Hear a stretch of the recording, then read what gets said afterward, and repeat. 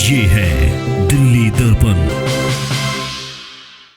लेकिन supreme court के जजेस का हाल यह है आज की डेट में कि सुप्रीम कोर्ट संसद से ऊपर है जी।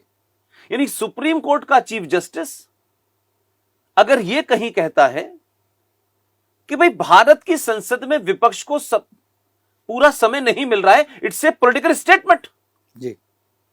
तो चीफ जस्टिस का एजेंडा क्या है? 5 करोड़ केसेस सुप्रीम कोर्ट के अंदर पेंडिंग पड़े हैं, तो ना तो चीफ जस्टिस को और वो ज्ञान देने वाले जजों को उनकी चिंता नहीं है। लाखों लाखों लोग सुप्रीम कोर्ट, हाई कोर्ट के चक्कर काटते काटते मर जाते हैं, बल्कि फैसले होने के बाद उनको इंप्लीमेंट नहीं किया जाता है। और सुप्रीम कोर्ट में जज बनाने की प्रक्रिया भी ऐसे ही है कि मैं जाऊंगा तो मैं चचा, भतीजे, नाना, दादा के किसी को बैठा जाऊंगा, इस पे बात नहीं होती। लेकिन सुप्रीम कोर्ट संसद को क्या करना चाहिए, किसी आदमी को क्या करना चाहिए, पत्रकारों को अपनी हद में रहना चाहिए, ये सबको समझाते हैं। इन्हें कौन समझाएगा? 22 लाख की कॉन्स्टिट्यूंसी है हमारे देश में, एक मैक्सिमम मेंबर ऑफ पार्लियामेंट की, 5 लाख की भी है, 11 लाख की। 22 लाख के द्वारा चुना गया एक एमपी पूरी दुनिया भर की धूल फांकता है, तब उसे चुन करके पार्लियामेंट भेजा जाता है।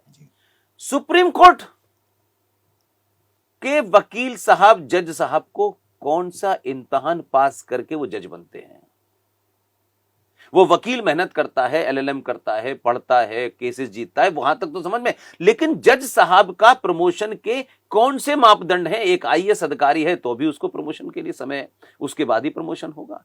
हम और आपको जब तक प्रमोशन की उसकी अब तक हमारी फाइल ना बने, तो आप पुलिस वाले को बुला करके उसको डांट सकते हैं, आप एमपी के ऊपर कमेंट कर सकते हैं, आप संविधान पे संसद पे कमेंट कर सकते हैं, लेकिन आपसे कोई सवाल पूछेगा तो आप कहते हैं ये कंटेम्प्ट ऑफ कोर्ट है। तो आपके ऊपर कंटेम्प्ट ऑफ कोर्ट नहीं होना चाहिए कि आप पार्लियामेंट की नाफरमानी कर रहे हैं, आप पार्लियामेंट को क्रिटिसाइज कर रहे हैं, ये आपका काम नहीं है।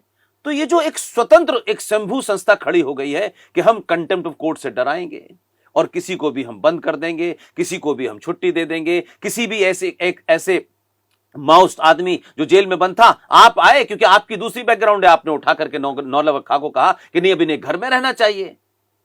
तो आप साफ साफ कहिए कि आप सिर्फ जज ही नहीं हैं, आप एक एक्टिविस्ट हैं और उस एक्टिविस्ट का अपना पॉलिटिकल एजेंडा है। लेटेस्ट खबरों के लिए सब्सक्राइब करें हमारा YouTube चैनल या फिर लॉग ऑन करें www.delhidarpantv.com। खबरों की कवरेज और विज्ञापनों के लिए संपर्क करें इस नंबर पर।